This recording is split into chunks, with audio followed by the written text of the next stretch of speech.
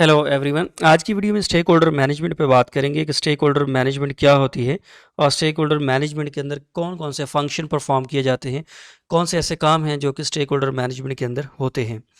सबसे पहले इसकी डेफिनेशन देखते हैं कि स्टेक होल्डर मैनेजमेंट है क्या चीज़। स्टेक होल्डर मैनेजमेंट बेसिकली एक प्रोसेस होता है जो कि स्टेक होल्डर्स की आइडेंटिफिकेशन करता है, स्टेक होल्डर्स की ग्रुपिंग करता है, स्टेक होल्डर्स के एनालिसिस करता है, स्टेक होल्डर्स की मैनेजमेंट और एंगेजमेंट की स्ट्रेटजीज को बनाता है, स्टेक होल्डर्स के साथ कम्युनिकेट करता है और स्टेक होल्डर्स को मॉनिटर करता है। तो इस प्रोसेस को जो है वो स्टेक होल्डर मैनेजमेंट का नाम देते हैं।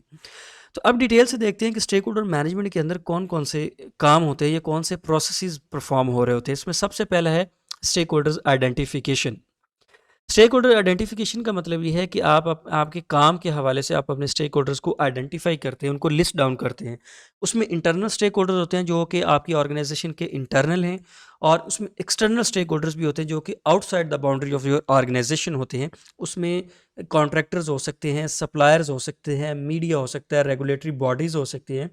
जबकि जो इंटरनल आपकी ऑर्गेनाइजेशन के स्टेक होल्डर्स हैं उसके अंदर उसके में एम्प्लॉयज़ हैं, मैनेजर्स हैं, चीफ फाइनेंशियल ऑफिसर्स हैं, चीफ इंफॉर्मेशन ऑफिसर्स हैं, सीईओज़ हैं। इसके अलावा जो हैं वो ऑर्गेनाइजेशन के अंदर जो डिफरेंट डिपार्टमेंट्स हैं, डिफरेंट डिवीजन्स हैं, वो स्टेक होल्डर्स होते हैं। तो ये ऑर्गेनाइजेशन के इंटरनल हैं, और एक्सटर्नल जो हैं वो स्टेक होल्डर्स होते हैं जो कि ऑर्गेनाइजेशन की बाउंड्री के बाहर होते हैं। तो इस स्टेक होल्डर मैनेजमेंट के अंदर जो है स्टेक होल्डर्स की आइडेंटिफिकेशन होती है कि आप स्टेक होल्डर्स को आइडेंटिफाई करते हैं। उन स्टेक होल्डर्स को जो अभी ऑब्वियस हैं, जो प्रेजेंट हैं, ये ऐसे स्टेक होल्डर्स भी हैं जो कि किसी लेटर स्टेजेस पे भी जो है वो किसी प्रोजेक्ट का स्टेक होल्डर बन सकते हैं। तो जो पोटेंशियल स्टेक होल्डर हैं उनको भी शामिल किया जाता है स्टेक होल्डर की लिस्ट के अंदर।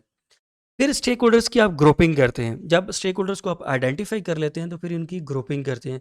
ग्रुपिंग कैसे की जाती है? ग्रुपिंग के अंदर जो है वो स्टेक होल्डर्स शामिल होते हैं कि जो आप ऑर्गेनाइजेशन के सपोर्टिव हैं या जो ऑर्गेनाइजेशन के एडवर्सेरियल हैं।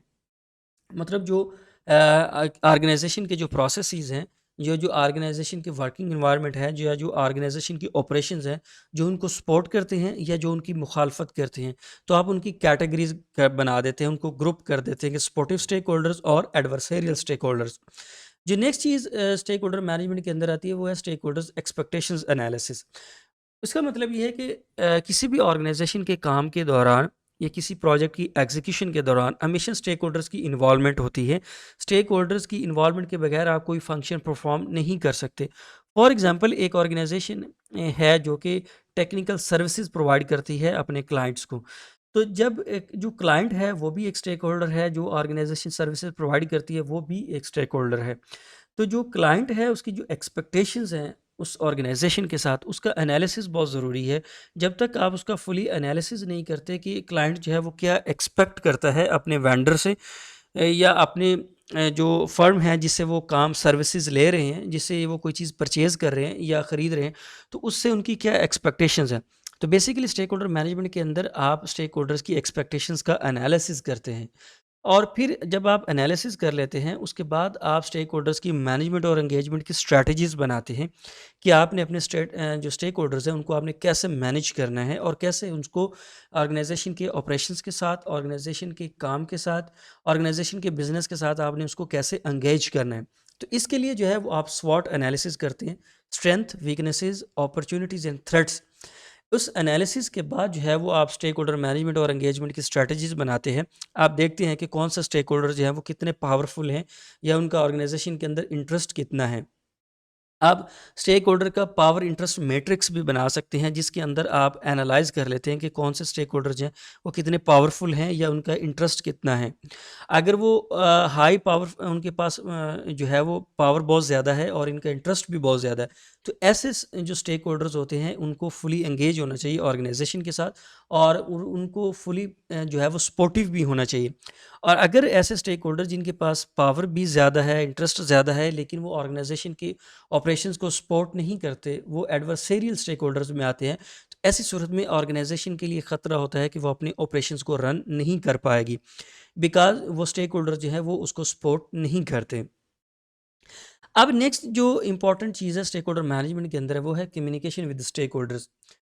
जो स्टेक होल्डर्स होते हैं किसी भी ऑर्गेनाइजेशन के ऑपरेशंस के दौरान, आया वो इंटरनल हैं या एक्सटर्नल हैं, तो हमेशा उनके साथ जो है वो आपको कम्युनिकेशन करना होती है।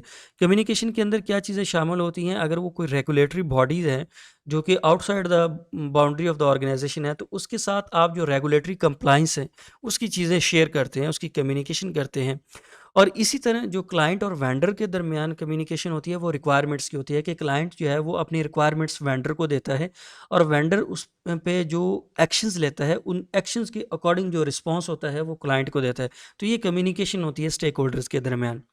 फिर स्टेक होल्डर्स को मॉनिटर भी किया जाता है। मॉनिटरिंग का ये मतलब है कि आप स्टेक होल्डर्स के बिहेवियर को कंटिन्यूसली मॉनिटर कर रहे होते हैं कि जो स्टेक होल्डर्स पहले सपोर्टिव थे क्या वो एडवर्सेरियल तो नहीं हो रहे, और अगर ऐसा हो रहा है तो वो आपकी प्रोजेक्ट के लिए या ऑर्गेनाइजेशन के लिए ख़तरे का बायस है। बिकॉज अगर स्टेक होल्डर्स आपको सपोर्ट नहीं कर रहे, वो ऑर्गेनाइजेशन की मुखालफत में जा रहे हैं, तो ऐसी सूरत में ऑर्गेनाइजेशन के लिए मुश्किल होता है कि वो अपने ऑपरेशंस को रन नहीं कर पाए।